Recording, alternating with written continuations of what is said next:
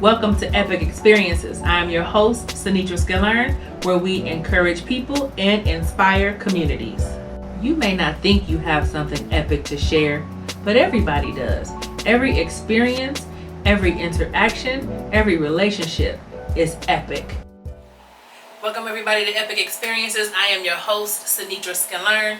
Epic stands for inspire. Nope, it doesn't. Epic stands for encouraging people, inspiring communities. And I'm so very thankful that you chose to join us today and listen to what we have to share.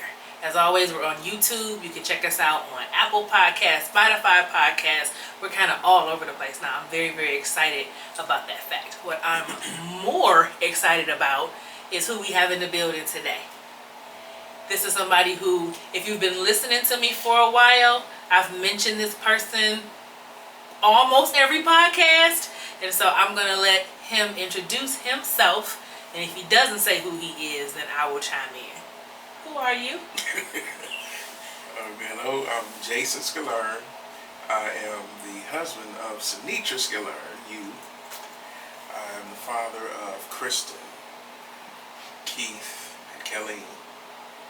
I am the son of Leah Skillern, Leah Moore, Leah Skillern.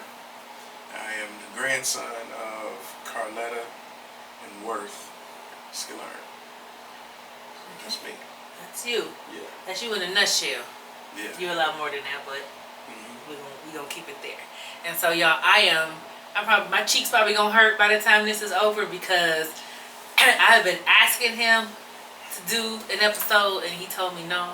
And then a year later, he just out the blue said he wanted to come on and join me. So I am like a little schoolgirl right now. I'm very excited to have my husband join me on the episode today. So we've talked briefly about what you're going to share. I believe that every experience can be epic because it can encourage someone and it can inspire, a community. We don't live in silos. We do not experience life by ourselves. And so things that we experience or go through, whether they're highs or lows, they want to feel like they're unique to us, but we can share out of our experience and then we can resonate with one another and just not feel like we're going through anything alone. And so today we're going to just chop it up and we're going to Jason's going to share, out of his experience, and we're going to go back a little bit and then kind of pull it forward and just kind of a lot of it. We're going to go back, couple few years, and then, we're going to kind of fast forward it and get to how that experience has impacted him, current day. And so, honey, what did you want to share? Like how far back are we going? You said we're going back to my senior year of high school till about 21. Okay, so a 3-year span, but then we're gonna pull that 3-year experience and how it kind of influenced and impacted you current day. Yeah. Okay. So take us back to around your 18th birthday or your senior year of high school. What was going on with you then? Senior year of high school. At that point in my life, I was working 2 jobs. I was working at Photomat and Subway. Tell the people who don't know what Photomat is. What is Photomat? Because you used to be able to go in and take your camera and get your film developed in an hour. So I used to do that. You used to develop film for a camera. Yeah, a lot of chemicals and all of that, paper. Yeah. This is for the people if they live in huge machines. What is Photomat? Yeah, you said those pictures. We just don't send them to Walgreens and print them. Like there was a place that actually developed film. Yeah. Continue. So we did that. So that was my senior year, and my senior year, my mom had a episode with her lupus that put her. Basically, she was in the hospital for most of the year. So most of my senior year, I was home alone, and I was working and going to school, but I was really navigating day-to-day stuff on my own. So yeah. So that meant, you was kind of taking care of yourself, making sure you got to school. And as a senior, you would think that, okay, I'm independent, I can do it on my own, but not even having, you know, mom in the house. Yeah. You know, how did it was for most of the year. Yeah. She came home towards the end of the year. Right? Yeah, but like, how did you feel about that? Were you like, you know, ooh, I can wild out, or you was like, hey, it's just business as usual because I'm working 2 jobs, I'm going to school, so I'm kind of keeping my schedule and handling myself. I didn't wild out. I would say that I did probably more than I would have done if my mother was at home. Okay. You know, but I would say I was pretty responsible. I was going to work and, you know, getting up and going to school. I didn't have attendance issues or anything like that. It seemed normal to me, like at the time. So it seemed normal. So her lupus, had she had, like, she just been diagnosed with lupus? Did she know she had lupus? Like, what was? My mom was diagnosed with lupus when I was like 13 or 14. Okay. So we have been dealing with it. You know, I say we, but my mom had been dealing with lupus for several years. So Okay. it was common for, you know, her to have, you know, times and periods where, you know, she just wasn't feeling well. Okay. So, But yeah. hospitalization was new. Being in the hospital for a long period of time, that was new. Okay. All right. So that was new. Mm-hmm. So we get to, she's in the hospital, then she comes home toward the end of your senior year. Mm-hmm. And then what happens then? Like, does she need care? Do you need to take care of her? Is she kind of back to normal? Oh, she was, if I remember correctly, I think she ended up going back to work. And, you know, life just resumed going as normal. Like, Yeah. you know, there's some things I wanted to do for prom, but, you know, she was home and put her foot down, like she didn't rent a car, or, you know, I didn't do all of these extravagant things that I wanted to do because, you know, I had 2 jobs, so I had, you know, a pocket full of money and it was burning a hole in my pocket. I wanted to do all of this stuff, but my mom, you know, she reined all of that in. So, you know, I just did the normal stuff, just. And so, no rental car. So, what car did you take to prom then? It was a powder blue Mercury Lynx, no air, no radio. But I washed it up. It was clean. Shining, yeah. It was clean to say that ever been. Yeah, ever been. And you had a fantastic time at prom, did you not? For the most part, yeah. For the most part. That's another podcast. Yeah, we won't talk about that. For the most part. We'll zoom past that. Right. But prom went off. You had a good time. You experienced prom. Yeah. You experienced graduation. And then now what happens?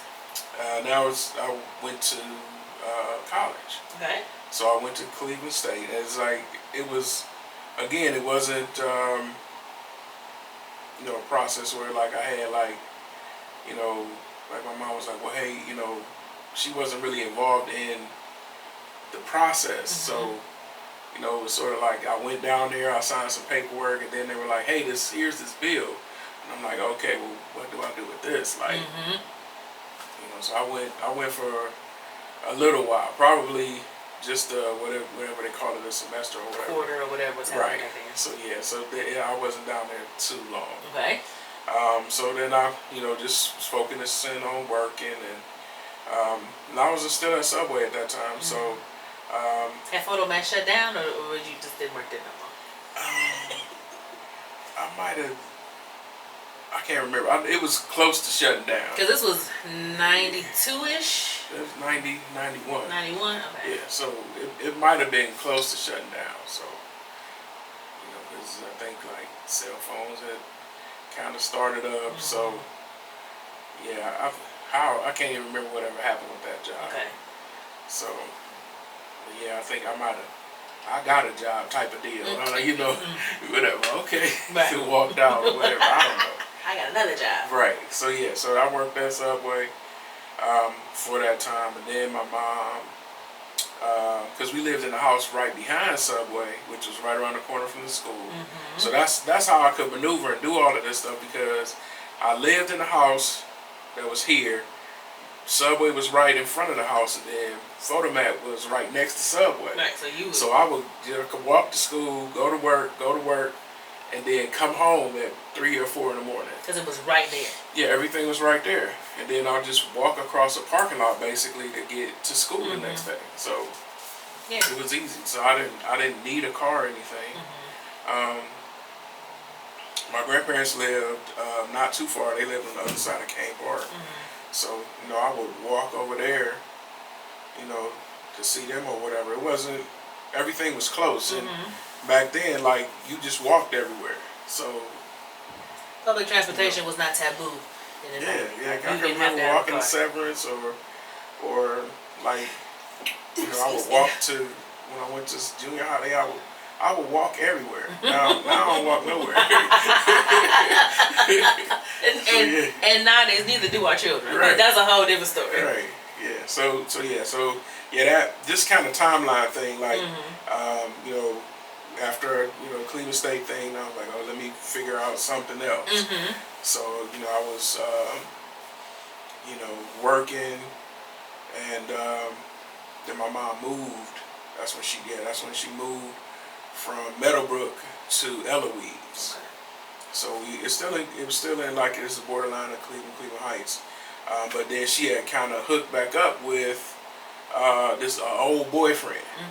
So I wasn't too happy about that, and so I'm like, yeah, I'm getting out of here. I got my, I'm like, well, whatever. I'm like, take your boyfriends with you type of deal. Like, had you moved out, or were you? No, I had moved out. I was living there, but I woke up one morning and he was in the house with me. I'm like, no. I'm like, this ain't how it go. Like, you take your people with you when you leave. Yeah. Oh, so she had left to go to work. Oh, okay, all right. So and I had known him forever, but just now I'm an adult basically, and I'm like, hey. Where you coming with? Why are you here? So that was, how Matthew and Brandon came about. So it's through that relationship.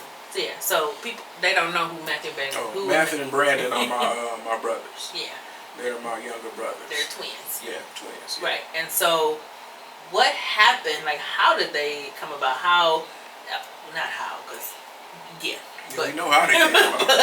but what was the significance of their come about? Like, well, my mother again had been in the hospital, had lupus, and probably she was 39, 40. She was older. Okay. So probably, it was a risk to even have children. Well, I remember just in talking and sitting around talking with family, the one thing her doctors told her not to do was get pregnant. Right. And that's what she did. So that was, it was a concerning time, but it was me and her, so we rocked it out and went through the pregnancy. And I can remember going to Johnny. I mean, one thing she would always get was she would want fruit salad with jalapenos. Ooh, okay. In it. That's specific. Yeah. I guess nowadays that's not an odd. That was her craving. Yeah, but all those years ago, right? Yeah. So she went through it all, and then came time to go. Have the babies. I remember I was at home, and everybody was at the hospital, and and she had the babies, and then went to go up to St. Luke's, go visit. I'm like, wow, I got two brothers. We dropping a whole lot of names of stuff that ain't even here no more, right? We didn't have Photo Mat. We didn't have the Subway is still there though, right? No, that's not there. That's not there. Okay, that's gone too, and now we got St. Luke's. Yeah. A lot of dropping a lot of gems, a lot of landmarks. In this episode. Yeah. So I remember going in and seeing them for the first time, and just being happy. I'm like, cool, I got two little brothers. Like, I really was sort of an only child. I had a sister. My sister has a different mom, but our relationship wasn't we were like together all the time, but right. So so basically I was the only child. And how old were you around when they were born? 19 going on 20. Okay. Yeah. So so everything was cool. So I always forget, but I believe it was Brandon came home and Matthew. That's where timeline on who it was. It might have been Matthew that was at home, but one of them was still at the hospital. Okay. So my mom was going back and forth for those couple of days, going back and forth, and then one day she woke up and said, "I have a headache, a real bad headache." Like, okay. So she said, "I need you to watch the baby," and I'm like, "Okay." I'm like, "Oh, yeah, I can do this for a couple hours." Like, ain't no thing. I was like, you know, and at that point, like I can't ever remember being around a baby, like having to like change a diaper for anything. Like I didn't have, you know, baby, you know, cousins or anything like that I remember. So yeah, so this was like my first, and especially caring for. Yeah, that I was responsible for. Never. So that was my first like day caring for a kid. So and then it went on longer than I thought. I'm like, you know, what's going on? And then that's when I got the call from my grandmother that kind of, it like really just changed like everything. And what was the call? What happened? She told me my mom had a stroke. So my mom was at the hospital. She saw the doctor. The doctor prescribed something for her. She was waiting to get some medication, and she had a stroke waiting to get medication in the hospital. So okay, and so you get that call. You're home with one of the twins. The other twin is in the hospital. So now, because now your mom is in the hospital, and so now what happens? Everything changed. Everything changed, and so now the babies are separate. But then what? The logistics of now what happens? Well, one was home, and you know we were. I think I remember we maybe going back and forth, like checking on my mom, checking on one of the twins for a couple that it seemed like forever. Like that might have took like months, but it was only a few days where they were, you know, separated. But then at some point they both came home. So now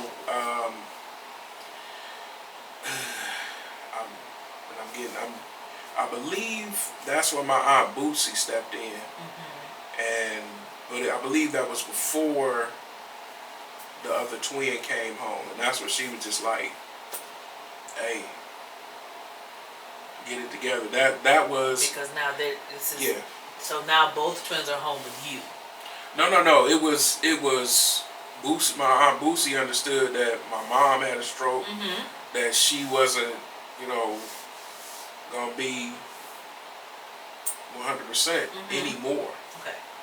You know, is what she understood. So she was like, this was the, you know, if you ever have that sort of conversation with somebody like, hey, you know, hey, bootstraps, or like, okay, time to get into action. It was that kind of conversation. Like, hey, like, I know you sad, like, you miss your mom, you don't know what you're doing, but you gotta do it. It still needs to be done. Right.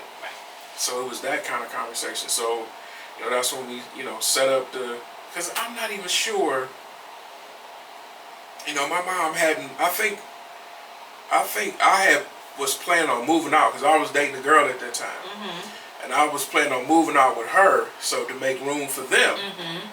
And I believe they came earlier than expected. Okay. So I think that's what it was, because we weren't prepared. It wasn't like it was a nursery set up or nothing. Anything like that. Okay. Right. Okay. So even that, like you're thrust into a lot. Yeah. Like it's a lot happening, and you don't have time to process any of it.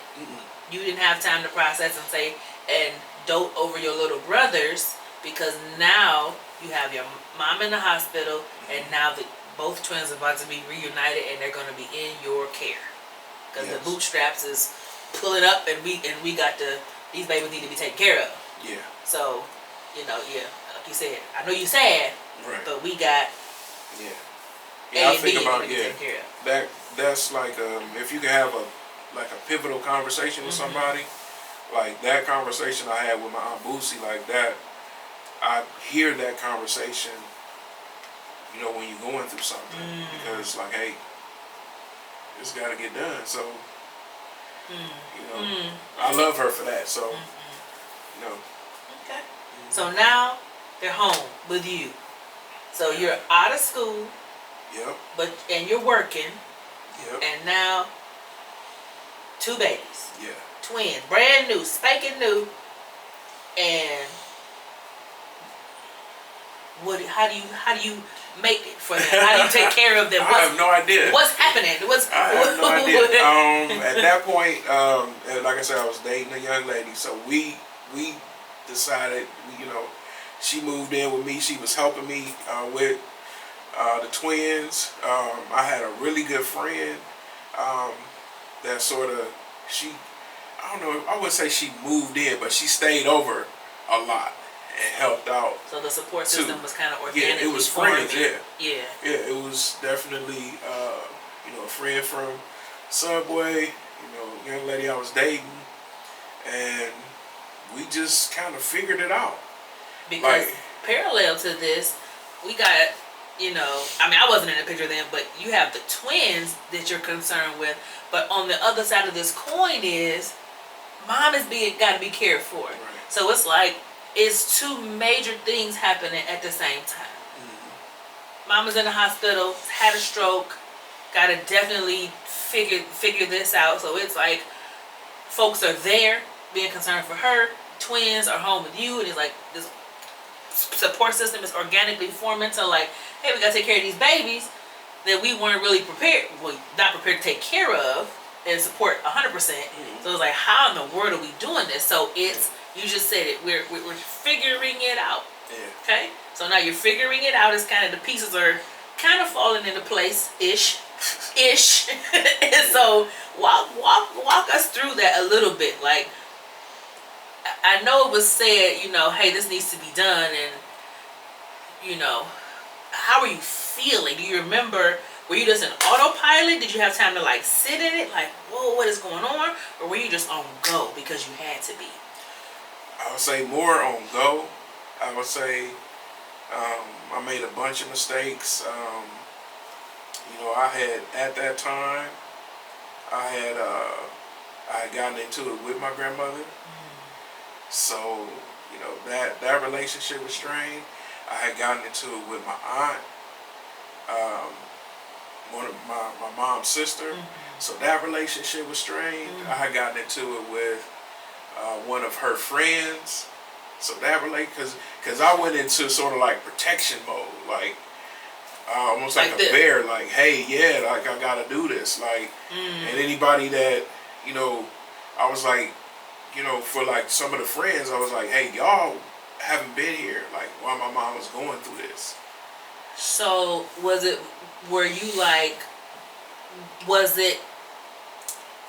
intention help, but you weren't perceiving it as help because it might have been, yeah. But I'm saying you're taking it as you're trying to tell me what to do, but it's not. Tell me what to do, or take the kids. Though anybody who did that got it. Okay. And you know, I wasn't mature enough to understand. You're like, these are my brothers, and I need to do this. And again, and you're not gonna come and take them away from me, because it's like, you know, you're like, I'm older brother. I've been here in the trenches with my mom. I've been, you know, this has been us rocking this whole. You said me and my mom rocked out the pregnancy. We did this and this and that. Yeah. And now you just not gonna ride in and swoop these babies off, and then I'm just sitting here. Like, okay, like, what's next? Right. Because of literally. Right. Because you go back to the conversation you had with Aunt Boosie, and she like, hey, you up the bat, let's go. Right. And so you felt like you were given the charge to, I need to do this because, hey, my mom is relying on me, so I'm stepping in because I need to. Right. This is my blood. I need to do this. Okay. So now it's like but now you in the middle. Like, I'm doing this. I'm protective mode. So it's like, it feels just like a lot happening at the same time. And so in that, so what's the timeline now? Is this like month 1, month 2? Like, how? It's all blurry. I'm not gonna, you like, I can't even. All of this stuff happened like in a couple of days, like me getting into it, everybody. Okay. And trying to figure out, you know, what was gonna happen, and them coming home, checking on my mom because, my mom, like anytime she was in the hospital, she would always come home or whatever and then just be fine. Like, I'm being told, hey, this is not going to be that. This is different. So, and I'm like, well, what do y'all mean? Like, it's not going to be, like, what's going to be wrong with her? Like, So it was that too. It was like, there was no time to sort of like mourn the mom that I knew. Yeah. Because I had two children that needed to be taken care of. Right. And there's no internet. It's not like you go on a computer to figure this out. Like, it's wild. Like, if I look back at that now, I'm like, how did that happen? Right? I would have to say that at that point I didn't have a relationship with God. Like, I wasn't praying or crying out to God for guidance or anything like that. So you was figuring it out. Yeah. You was doing the best that you had with what you was doing the best with what you had.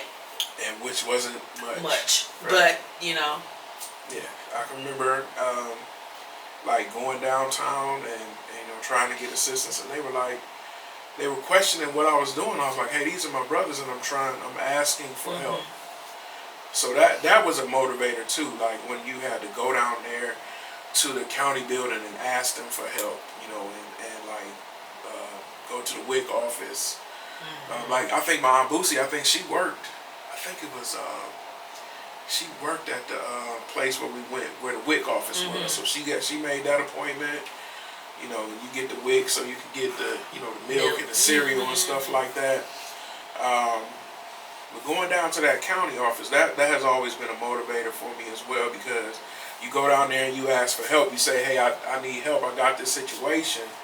And it's almost like they don't believe you. Like, well, here, prove it. Prove that you need the help. The interrogation. Yeah. So and I'm like, I did that one time, and then when it was time to, what is it called, like a redetermination, like I was like, I'm not going down there again. I'm like, I'm gonna figure this out, because I'm not going through that again. So, yeah. So then, okay, so now you're home, you got your support system helping, and then like, are you getting, I know you said you were estranged, from grandma and auntie, but were you getting information like, hey, she's coming home, she's in rehab? Like, were you getting information? Yeah, I was connected. Yeah, all through the whole process, I was connected with my mom. And, the doctors, and I would take the boys up to the So just watching her kind of recover was, that was draining, because that wasn't my mom that before that day that I knew. My brothers have never met that version of my mom. They never heard her sing. Right, so that just changed. When you say that was a major part, and that was a change that happened from that moment forward. And so now you get to the point where, was there ever a point where you were in like a routine? Like, hey, this was like, okay, I have these things that I know that I need to do every single day to at least have some semblance of normalcy with them. Yeah, the funniest thing is shopping for like baby food and stuff. Like we would go like it was a Super K in Euclid. So like somebody would watch the boys, and then I would go to Super K like 2, 3 in the morning, go get diapers or baby food or whatever, come back home. So it was always in the middle of the night when I would go to That's when things Super stayed K. open 24 hours. Yeah, because it was everything that I got for them was from that Super K for whatever, and it was, I guess that was if I'm thinking about it, I guess that was the store. It was like, it wasn't like no Walmart or nothing around that time. Not at that time. Yeah, so that was that the would be store. Super Kmart, guys. Yeah, Super Kmart. Super Kmart. If you don't know, that's not around anymore either. Yeah. So I would take the food stamps, get food, get baby formula, baby food, diapers, all kind of stuff. Yeah. So that was like, okay, like a little bit of exhale. Like, at least you're saying we're figuring it out. So it's Yeah. like it feels like it's like okay. Mm-hmm. So how long was mom in the hospital? My mom was in the hospital. I want to say a little over a year. Okay.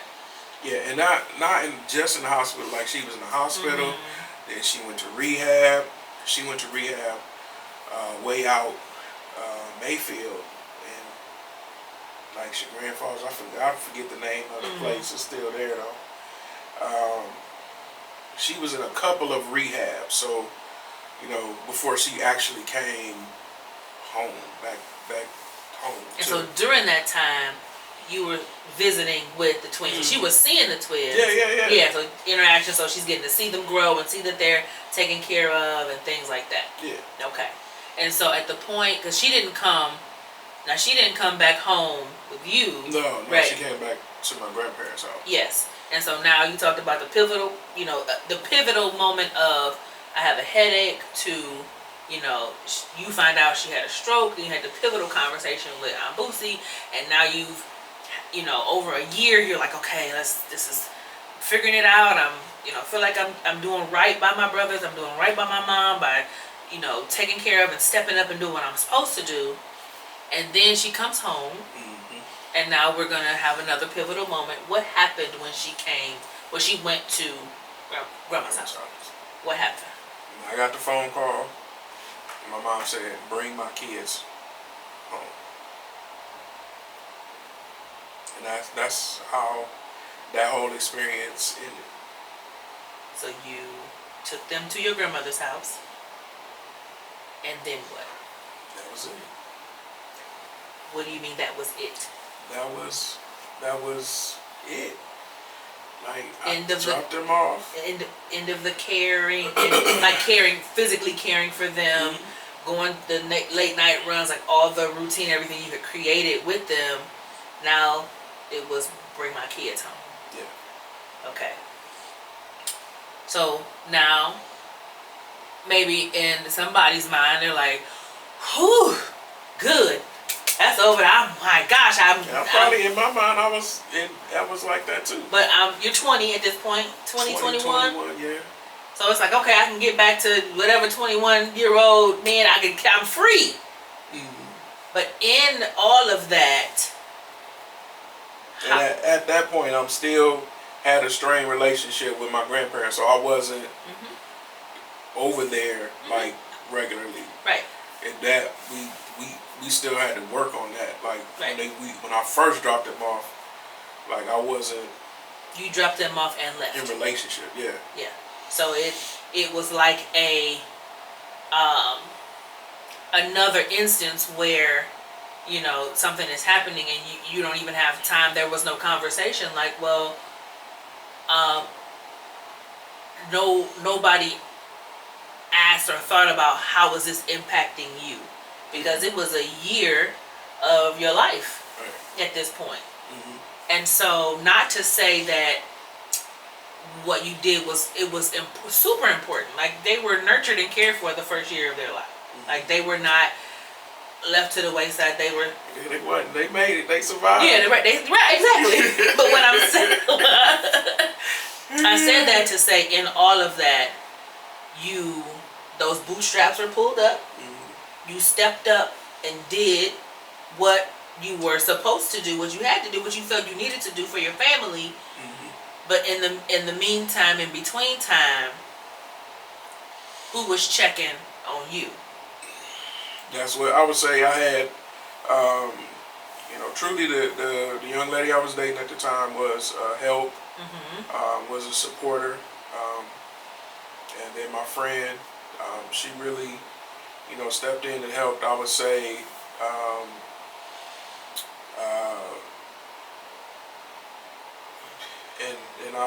forgive me if I'm forgetting just who all. Like, it wasn't anything like I did it alone. Like, yeah. There was a lot of people who did, things at the moment. You had a support system. Yeah. You had a support system to help take care of these two lives.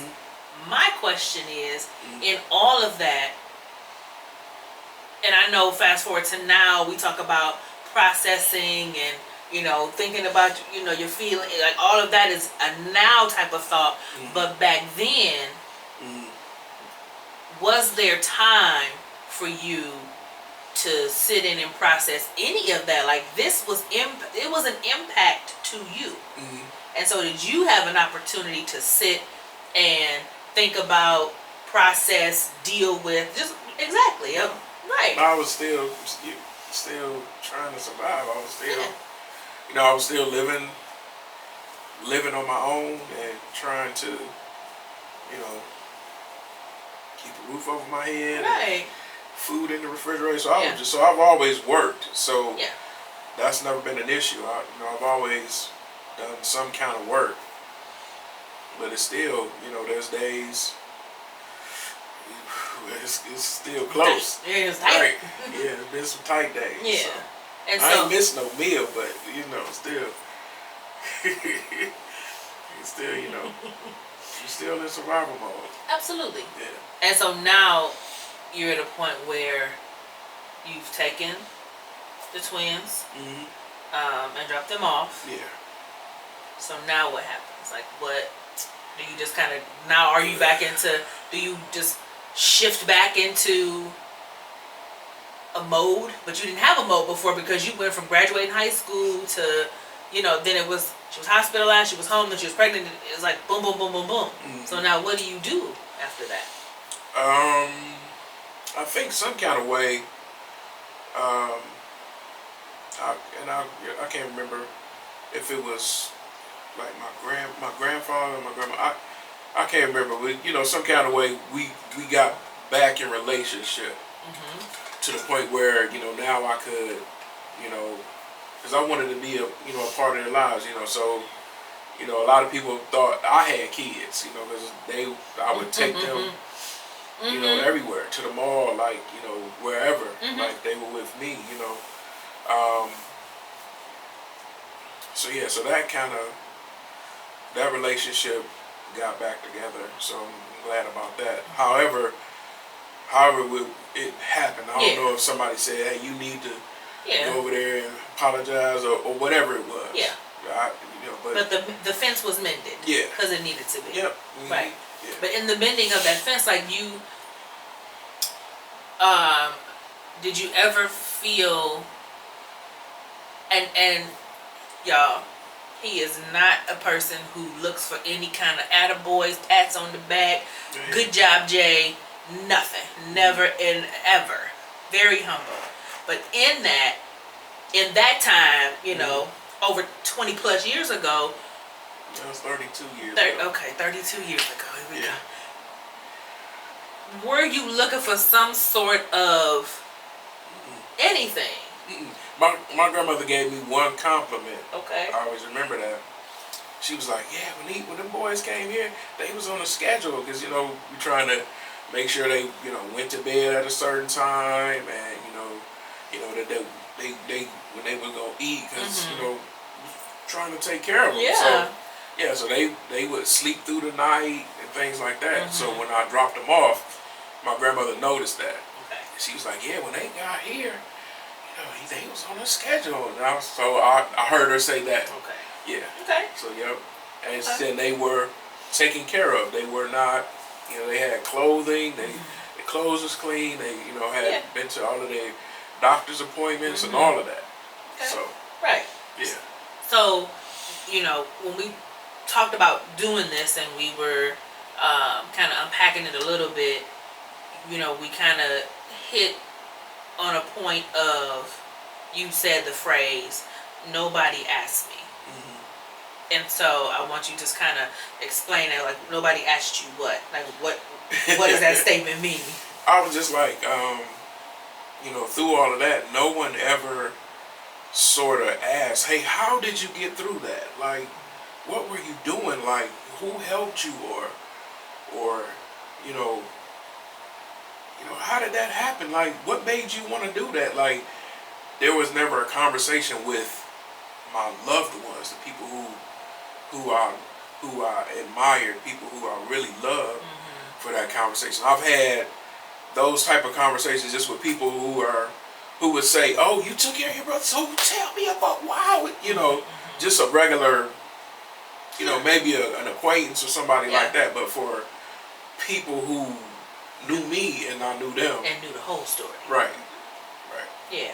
And so again, you weren't looking for that question to give yourself any shine.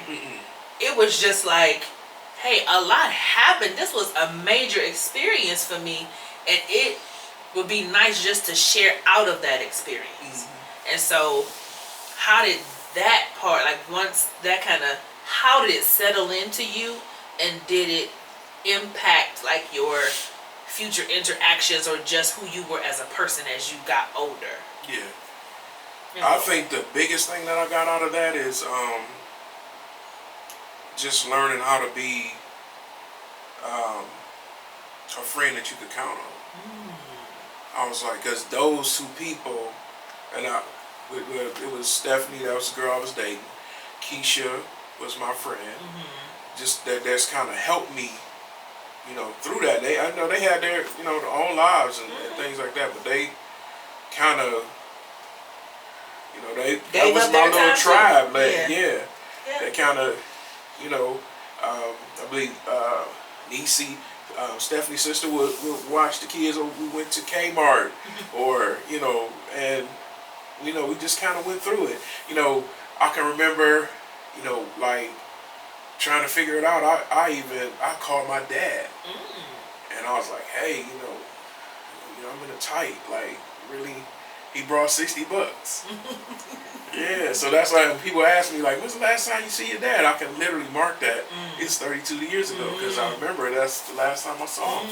So, you know, and then my mom had friends that had done so much for her during the pregnancy, that when all of this went down, it was like, it was almost like I didn't want to call them.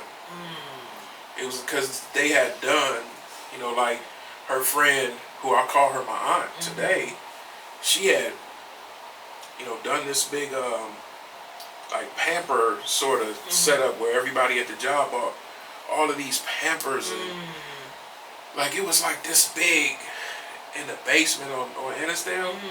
I mean, it was this big mountain of Pampers for the boys.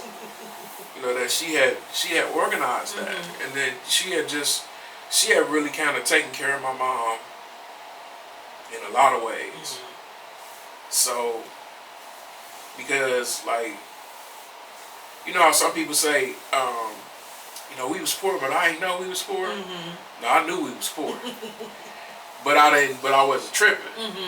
I knew when I was at somebody else's house, it was some trash going on.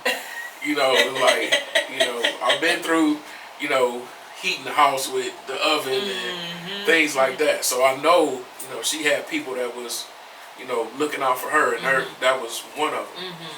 So I called her my aunt. So it's like, well, I didn't want to bug her. You know, then I reached out to a couple of her friends.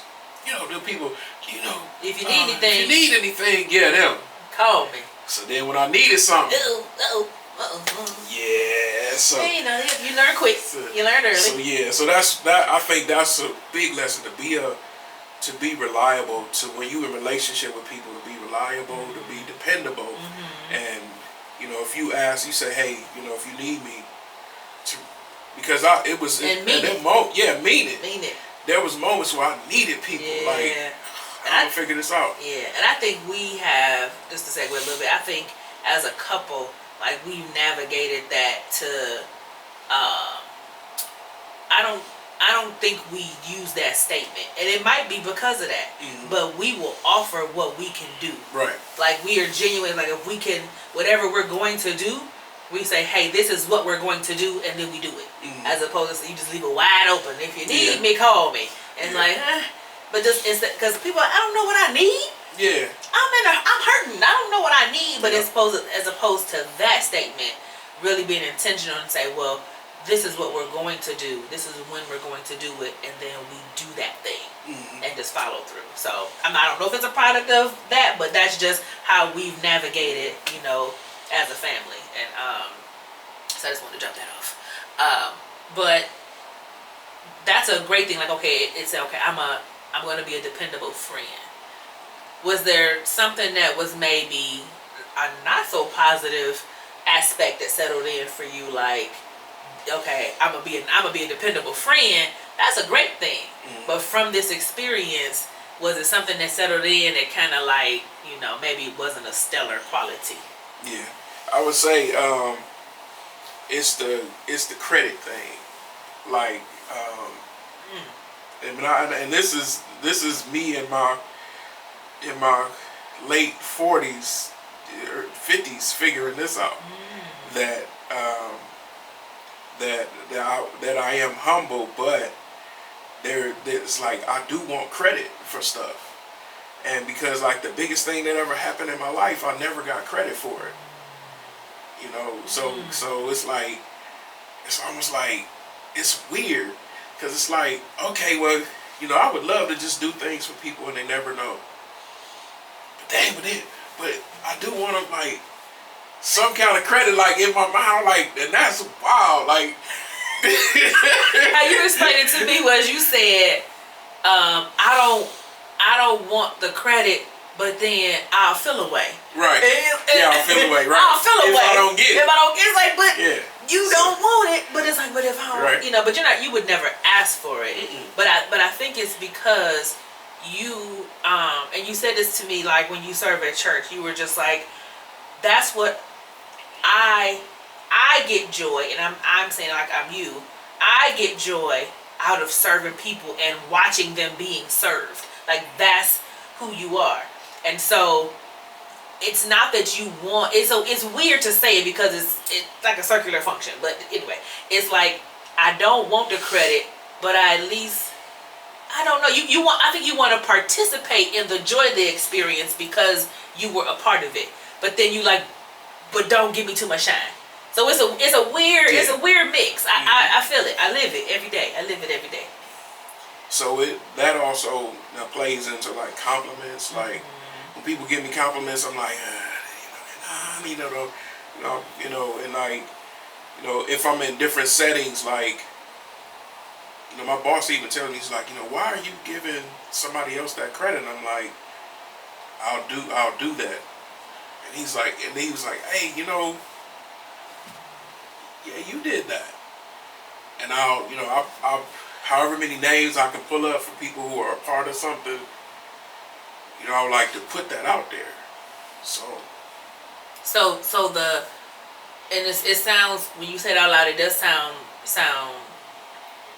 strange because it's like you're explaining it, but it's not explainable. That's how I feel. It's a weird thing to explain. Yeah. And so, and you say in your late, 40s to, early 50s, and how did you figure that out? In therapy, like just talking with a therapist and just having, when you go to a therapist, really, I feel like they just sit there and listen to you. You can just ramble on and talk. They be like, and you just be talking to them, and you hear yourself say something out loud, you like, so yeah, but just how things connect with things and experiences from the past, how do they shape how you sort of react, and you're not even remembering the situation, where it came from, and why you think that way. Right. So that's what it was, is just going through therapy, and it's like, man, I'm like, when I think I said to him, I was like, my mom never really, I never got an opportunity to tell her like what happened. She has no idea what happened over that year. Like no idea. She know that I, brought the boys out there, but she has no idea what happened at home. Right. And so I think it's still in the sharing of. It's like you want to share in that experience. You wanted to, it's like, yes, they're here. Let me tell you how they got here, and not so you can thank me, but just so that you can know that, it is how you show love. And it's like, I love them so much, and I gave so much, and it's like, I just want you to know it. You don't have to compliment me. You ain't got to give me no shine. You got to pay me. It's just like, I just want to share that with And since you said nobody asked you, you didn't get the opportunity to share. And so for you bringing in other people, it's like you don't want anybody else to feel like, you know, they don't get the credit that they deserve. Right. Yeah. Like I'm taking something away from right. their contribution. Right. But so that's literally it. But on the flip side of that, you know, it can, even with me, if I pay you a compliment or I say something, you'll just try to like diminish it. But you're getting better, and you will just say thank you. Yeah. Because it's like, just say thank you. You know what I'm saying? Because then it just kind of, it does feel weird. And it's like, just say thank you. And so you're getting to that point where when you recognize it and you connect those dots from that experience, it's like, wow, I can, and I don't have to stay that way. Right. That's what it is. Right. I don't, you know, once you uncovered it. That's why we're here right now. Say more. What you mean? I'm just saying, just talking out loud about sometimes what can be nutty going on in your head, saying it out loud, you're like, okay, let's work on that. Yeah. Because there are other people who have gone through things, and maybe not this specific thing, of course, but something like that. And so this is what this platform is about. It is literally encouraging people. It's like, hey, you don't have to stay stuck in how you've always been. And just by, you know, you opening your mouth and saying, you know, that you've been to therapy. You know, black men in therapy can be so taboo. You know what I'm saying? Like, but it's like, no, it's beneficial. You know? And this is funny because I see my therapist. I wonder if he look at me like, this dude. He should if he's a good therapist. I see him all the time. But it's just like, you know, to shed a light on that, to, you know, really unpack some things from your past, something from, you know, 32 years ago that fast forward is something that you discovered, you talked it out and working through, and it's like, I don't have to be this way, whatever it is. Mm-hmm. You know, you got a good thing out of it, like, hey, I really want to be this thing for people.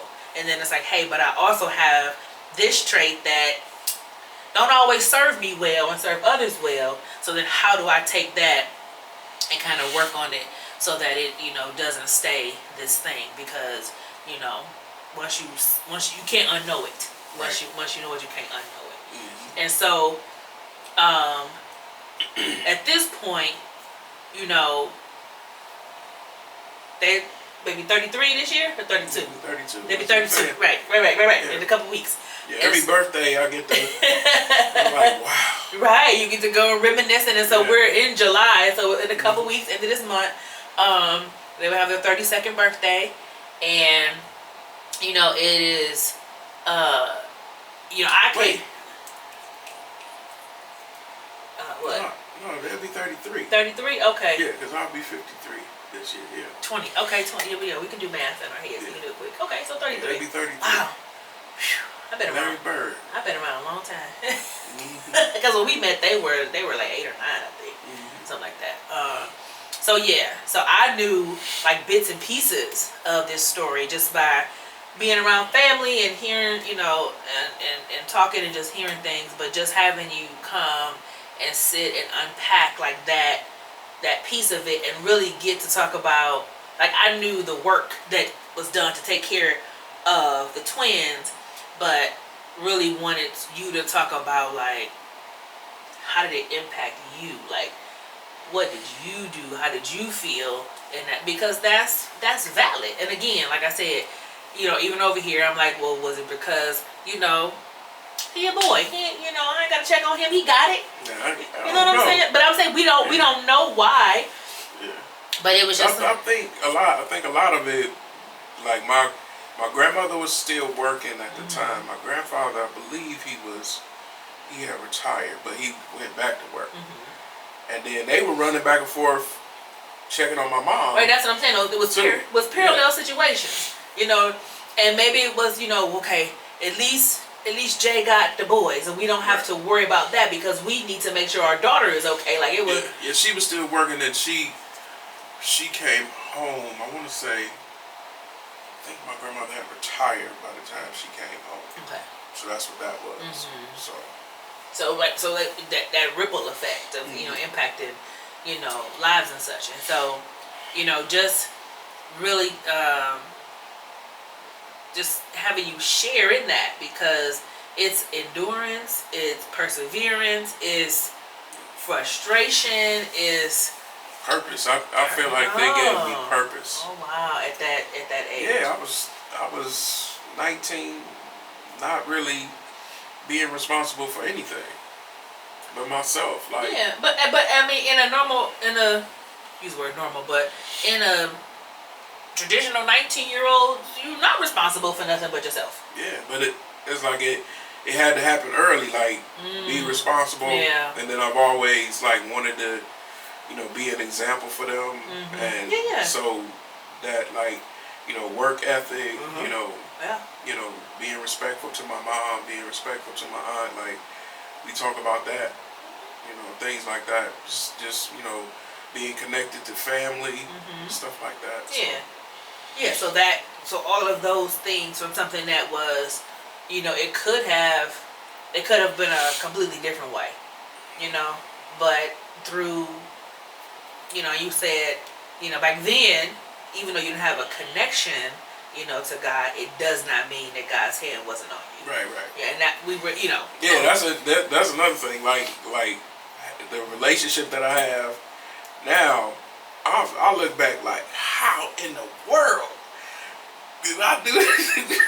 Did I do this without God? He had to be there. Like, yes. let me. This brother be here in due time. We gonna get together. Yes. But right now, I got to put my hand on this. Absolutely. I wasn't crying out to him like I did not. You was scratching your head and going to Super K at 3 a.m. Yes. That's what was happening. Yes. That's what was happening. Yeah, Super K ain't even open no more. Is that building even there? I don't know that. Probably. I'm going to say no. I'm going to say it's not. And so if you could go back, like at your age now, at 52, if you could talk to Jason, who was, from 18 to 21 from that block of time, what would you say to him? To not do what I did, being disrespectful to my aunt and my two aunts and to my grandmother, like burning that bridge in that process. Like, yeah, I think that it would have been a whole lot easier with them than without them. Okay. So, yeah, that's what. Yeah, so I give people feedback about that all the time, like dealing with family, like some things you want to say it, but sometimes it just ain't worth it. Like if you just slow down a little bit, you ain't got to be going off on nobody. So no, you don't. Let time, let love, sort of sink in. Stuff kind of. Yeah, and apologize if you need to. Yeah. And apologize. Not if you need to. Sometimes. Just apologize. Just say I'm sorry. Yeah. Yeah, that's important. Yeah, I remember one time I went to church. I talked to the deacons. Hey man, this is what's going on, and I can't understand why she don't do. He said, "Did you apologize?" I said, "What? I did not come here for that." Came to tell you what she did. And that happened. I went to church. I was telling on you one time. Wait a minute. And then Pastor Van was like, "This ain't about me. Why you do that, man?" I ain't gonna never forget that. I said, "What?" So it's good to have people who hold you accountable in your life. Yeah, it is. Yeah. It is. I thank you so much. This was a complete and utter joy for you to be here. So just so you know, you are no different than anybody else. Once you come one time, this opens you up to other times.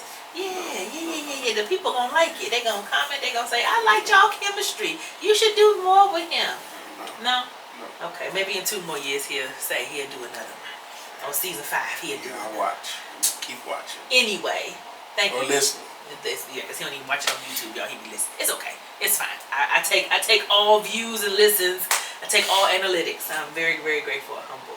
But thank you, babe, for joining me. I appreciate it. I so appreciate it. Please listen to the podcast on Apple, Spotify, watch it on YouTube. But we thank you so much. Like, subscribe, share, all the things. Turn on your notification bell. I'm trying to use all the buzzwords, but I do appreciate you tuning in to Epic Experiences. Thank you so much. Take care.